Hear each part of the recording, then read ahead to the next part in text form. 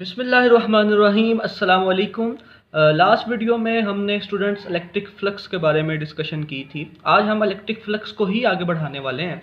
तो हमने बेटे जो लास्ट वीडियो के अंदर इलेक्ट्रिक फ्लक्स की मैथमेटिकल फॉर्म बताई थी आपको, वो कुछ इस तरह से थी that electric flux phi E is the dot product of electric intensity as well as vector area. So we can also write it as E A cos of theta। ये मैथमेटिकल फॉर्म है electric flux को calculate करने के लिए। Students, हमने ये भी कहा था लास्ट वीडियो के अंदर कि ये इलेक्ट्रिक फ्लक्स का फॉर्मूला सिर्फ तब वैलिड रहेगा जब आप जो सरफेस लेंगे जिसमें से number of electric field lines pass कर रही हैं या जिसके रिस्पेक्ट आप इलेक्ट्रिक फ्लक्स देखना चाह रहे हैं, that surface should be flat. वो सरफेस फ्लैट होनी चाहिए। और हमने आपको ये भी बता दिया था कि अगर सरफेस फ्लैट नहीं होती, फ्लैट ना होने से मुराद के शेप सरफेस की किसी और तरह की है, किसी और तरह की शेप से मुराद के जो शेप है हमारे पास सरफेस की वो स्फेरिकल है।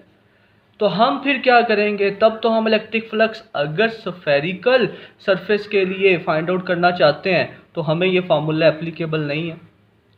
तो हमारे पास फार्मूला भी नहीं है स्फेरिकल सरफेस के लिए इलेक्ट्रिक फ्लक्स कैलकुलेट करने का। तो हमने आपको ये बतलाया था कि उस स्फेरिकल सरफेस को हम क्या करेंगे, large number of flat surfaces में डिवाइड करेंगे। क्या करेंगे बेटे, large numbers of flat surfaces में डिवाइड करेंगे। पहला स्टेप हमारा ये, ठीक है जी। First part, large number of flat surfaces में डिवाइड करना। उसके बाद अब क्या करना है, अब देखिए हमने तो स्फेरिकल सरफेस के लिए फ्लक्स फाइंड आउट करना है ना। अब आप ये क्या मंतक है कि flat surfaces, large number of flat surfaces में उसको डिवाइड कर दिया है। तो अब क्या करेंगे, आप ईच फ्लैट सरफेस के लिए इलेक्ट्रिक फ्लक्स कैलकुलेट करेंगे फॉर ईच फ्लैट सरफेस। दूसरा जो काम है हमारा, दूसरा स्टेप वो क्या, for each flat surface we will calculate the electric flux। ठीक है स्टूडेंट्स, इलेक्ट्रिक फ्लक्स हम कैलकुलेट कर लेंगे हर फ्लैट सरफेस के लिए। अब एट द एंड तमाम की तमाम फ्लैट सरफेसेस को हम मिलाएंगे तो हमारे पास स्फेरिकल सरफेस आ जाएगी। देखिए हमने स्फेरिकल सरफेसेस को क्या किया, फॉर एग्जांपल इस तरह से मिसाल देते हैं कि 10 है ना आपके पास टोटल, आपने इसे 5 हिस्सों में डिवाइड कर दिया। किस तरह से, 2 + 2 + 2 + 2 + 2।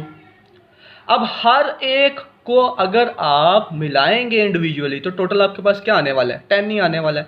तो जितनी large number of flat surfaces थी उन सब का जब आपने फ्लक्स कैलकुलेट कर लिया तो जब आप मिलाएंगे तो वो किसका फ्लक्स निकल आएगा, total flux for that spherical surface.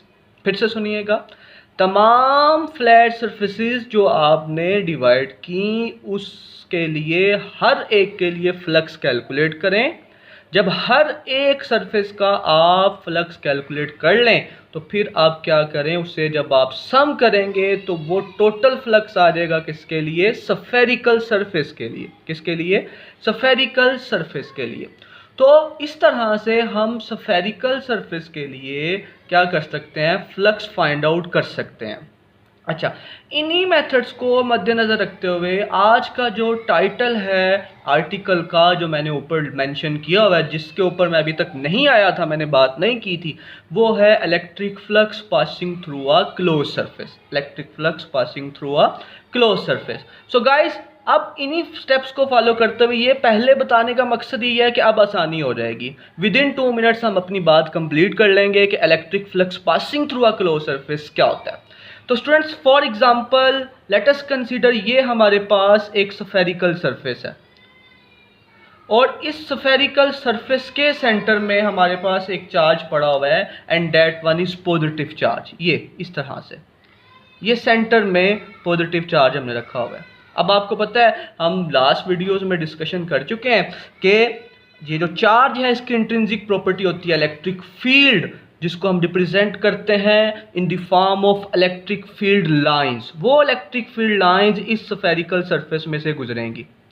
और हम ये भी बात कर चुके हैं कि फील्ड लाइंस का सरफेस में से गुजरना नंबर ऑफ फील्ड लाइंस कितनी है जो सरफेस में से पास कर रही हैं, उसे हम क्या नाम देते हैं, इलेक्ट्रिक फ्लक्स का नाम देते हैं। अब हमारा जो टास्क है यहाँ पे गाइस वो ये है कि हमने फाइंड आउट करना है, कैलकुलेट करना है कि ये फ्लक्स कितना होगा। What will be the mathematical form for the dead flux which will be passing to this spherical surface? उसका मैथमेटिकल फॉर्म हम यहाँ पे ड्राइव करना चाहते हैं। अब वो मैथमेटिकल फॉर्म ड्राइव करने के लिए सबसे पहले मसला यही आया, चूँकि हमने जो कंसिडर की हुई है सरफेस हमारे पास वो स्फेरिकल सरफेस है। अब बच्चा देखना है ऊपर जो हमने बातें की हुई हैं इंतहा की आसान हो गई। अब ये स्फेरिकल सरफेस है क्योंकि जिसके सेंटर पे पॉजिटिव चार्ज पड़ा हुआ है। अब क्या करना है, अब सर ये करना है कि इसके सेंटर पे पॉजिटिव चार्ज पड़ा हुआ है स्फेरिकल सरफेस के, तो हम क्या करेंगे, स्टेप पहला यही करेंगे जो हम लिख चुके हैं कि आप इस स्फेरिकल सरफेस को क्या करेंगे, डिवाइड करेंगे, डिवीजन करेंगे, डिवाइड करेंगे into large numbers of small elements. काका जी एलिमेंट्स से क्या मुराद है, एलिमेंट्स से मुराद फ्लैट सरफेसेस हैं। सर फ्लैट क्यों कर रहे हैं, सर डिवाइड क्यों कर रहे हैं, काइंडली बता दें। डिवीजन इसीलिए ताकि जो हमारे पास फ्लक्स का फार्मूला है वो हम अप्लाई करके जो नेट फार्मूला रिजल्ट है, कंक्लूजन है, हम वो निकाल सकें। अब आपने कर दिया। फॉर एग्जांपल ये सरफेस थी पुत्र, सरफेस थी हमारे पास, ये स्फेरिकल थी।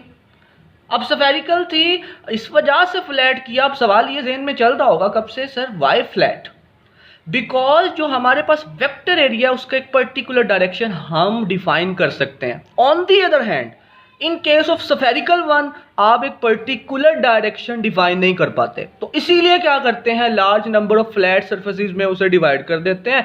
हर फ्लैट सरफेस का जो एक वेक्टर एरिया है, पर्टिकुलर डायरेक्शन है, वो डिफाइन कर लेते हैं हम इजीली। यहाँ पे पॉजिटिव चार्ज पड़ा हुआ था ना सेंटर पे। अब आपने क्या किया, अब आपने किया ये, इसको आपने डिवाइड कर दिया। ये इसका एक सरफेस एलिमेंट है फॉर एग्जांपल। मेरा बेटा ये उसी तरह से है जिस तरह से एक फुटबॉल होता है ना, उसके ऊपर पैचेस बने होते हैं, large number of small patches. उसी तरह से फॉर एग्जांपल हमने यहाँ पे कंसिडर कर लिया एक पैच। अब चूंकि ये पॉजिटिव चार्ज है, निकलने वाली इलेक्ट्रिक फील्ड लाइन का डायरेक्शन किस तरफ होगा, इलेक्ट्रिक इंटेंसिटी का डायरेक्शन किस तरफ होगा, आउटवर्ड। और इस फ्लैट सरफेस का वेक्टर एरिया भी किस तरफ होगा, that will be also outward. What does it means? It means that electric intensity and vector area are parallel to each other. तो whenever हम डिस्कशन कर चुके हैं केसेस में कि जब पैरेलल हो E और A तो हमारे पास फ्लक्स का आंसर क्या आता है, मैक्सिमम आता है। और ये सिर्फ इसी एलिमेंट के लिए पैरेलल नहीं है, जितने भी आपने n नंबर ऑफ एलिमेंट्स बनाए हुए हैं सबके लिए पैरेलल है। तो इसका क्या मतलब ठहरा, इसका मतलब ये ठहरा सर कि जो टोटल इलेक्ट्रिक फ्लक्स है स्फेरिकल सरफेस में से that will be the sum of the flux for this one element, second, third and so on for the nth element. Okay, now we can easily apply the formula for the flat surface for each element, phi 1, phi 2, phi 3, phi 4. So we can write it as phi e delta A1. Why we are not writing here dot? Because E and A are parallel for each surface. So whenever parallel case will be there, so cos of 0 degree will be 1. So I am not writing here as a dot form or cos form. We can also write it as, but that one will be the lengthy. So steps को हम छोड़ते हुए बात को simple कर रहे हैं कि ना हम cos थीटा लिख रहे हैं ना डॉट लगा के एरोस लगा रहे हैं, क्योंकि डॉट जब आप कोस लिखेंगे तो मतलब डॉट ऑटोमेटिकली हट गया, तो कोस 0 1। तो हमारे पास similarly E delta A2, E delta A3 and so on E delta AN। E को सर 1 2 3 क्यों नहीं लिख रहे, E remain same. How E remain same, सवाल आता है जहन में, सोचिएगा कि E सेम क्यों लिखा, E को डिफरेंशिएट क्यों नहीं किया, E 1 2 3 क्यों नहीं लिखा। अच्छा, ये बात आपने सोचना है, मैं नहीं बता रहा, आपने खुद इस पे सोच के और देखना है, नहीं तो आप पूछिएगा कमेंट में, फिर मैं आपको इंशाल्लाह इसका आंसर बताऊंगा। अब मेरे बेटे बस बात को कंक्लूड करने लगे हैं। ई हम यहां से कॉमन ले लेंगे, 5e इज इक्वल्स टू ई। क्या बचने वाला है, delta A1 plus delta A2 plus so on delta AN। अब इन तमाम एरियाज को ऐड करेंगे तो क्या बन जाएगा, the total area of the spherical surface. जैसे मैं यहाँ पे एग्जाम्पलीफाई कर चुका हूँ, सबको ऐड करें तो टोटल बन जाएगा ना, तो सबके एरिया को मिलाएंगे तो क्या बन जाएगा, total area of that spherical surface. So यहाँ पे फिर हम इस तरह से लिख सकते हैं कि ये जो ब्रैकेट वाली फॉर्म है, this one is the area of sphere and we know formula for the area of sphere. Area of sphere का फार्मूला और ई का फार्मूला भी हमारे पास है। अब इसका आंसर यहाँ पे आपके जहन में आ जाना चाहिए, जो मैंने सवाल पहले किया ऊपर, क्या कि ई सेम क्यों है सबके लिए, क्योंकि ई होता है के क्यू ओवर आर स्क्वायर, ऐसा ही है जी। और एरिया ऑफ स्फीयर का फार्मूला याद कर ले, होता है 4 pi R square. 4 pi R square क्या होता है बेटे, 4 पाई आर स्क्वायर। अब क्या होगा, ये जो आर स्क्वायर है ये वाला, इस आर स्क्वायर से कैंसिल हो जाएगा, आर स्क्वायर कैंसिल हो जाएगा। अब हम के को भी यहाँ पे लिख सकते हैं, क्या लिख सकते हैं, 5e इज इक्वल्स टू के 1/4 पाई एप्सिलॉन नॉट क्यू, और साथ में क्या बचा, 4 पाई। अब फिर से क्या हो सकता है, यहाँ पे ये हो सकता है कि 4 पाई और 4 पाई एक दूसरे को भी क्या कर देंगे, कैंसिल। तो हमारे पास फ्लक्स जो इस क्लोज सरफेस में से गुजर रहा है, फ्लक्स जो इस स्फेरिकल सरफेस में से गुजर रहा है, टोटल फ्लक्स 5e वो किसके बराबर आएगा, Q ओवर एप्सिलॉन नॉट। किसके बराबर आएगा, Q ओवर एप्सिलॉन नॉट। इसे हम क्या कर देते हैं, ज़रा हाईलाइट कर देते हैं, Q ओवर एप्सिलॉन नॉट।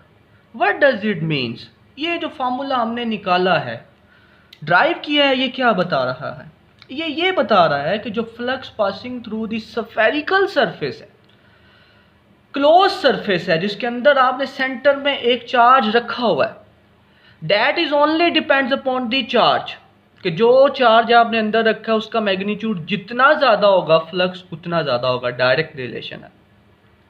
दो बातें हैं, फिर से सुन लीजिएगा। Electric flux passing through the close surface enclosing charge, electric flux close surface में से पास होने वाला जिसके अंदर आपने चार्ज रखा हुआ है, वो दो बातों पे डिपेंड करता है। पहली बात, फार्मूला बता रहा है कि उसके अंदर चार्ज कितना है, जितना चार्ज ज़्यादा उतना फील्ड ज़्यादा, उतनी लाइंस ज़्यादा उतना फ्लक्स ज़्यादा। मैंने चेन बनाया एक, चार्ज ज़्यादा, जितना मैग्नीट्यूड ज़्यादा उतना फील्ड उसका ज़्यादा, उतनी उसकी फील्ड लाइंस ज़्यादा, उतना उसका फ्लक्स ज़्यादा। पहली बात, चार्ज पे डिपेंड करता है जो अंदर आपने रखा हुआ है। और दूसरी बात जिस पे डिपेंड कर रहा है वो यहाँ पे आप देख रहे हैं epsilon naught, that is the permittivity, that is the related to medium. दूसरी बात कि फ्लक्स जो लाइंस जिसमें से पास करनी है वो आपका मीडियम कैसा है, ठीक है जी। तो ये था हमारा article electric flux passing through the close surface, कि हम स्फेरिकल सरफेसेस के लिए जो फ्लक्स है वो कैसे कैलकुलेट कर सकते हैं। हम इसे डिवाइड कर देते हैं, पार्टीशन कर देते हैं ताकि आपके लिए आसानी हो। ये हमने इसे पार्टीशन कर दी इसकी।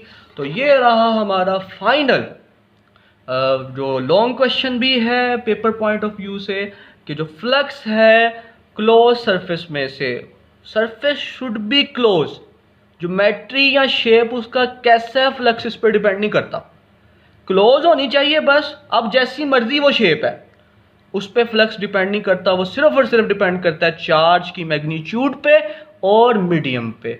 तो आई होप सो कि कुछ आपने सीखा होगा। अगर कोई बात समझ में नहीं आई तो ज़रूर पूछिएगा। तो आज की वीडियो के लिए इतना ही, इंशाल्लाह हम नेक्स्ट वीडियो के साथ अब हाजिर होंगे। तब तक के लिए खुश रहें, खुश रखें, अल्लाह हाफिज़।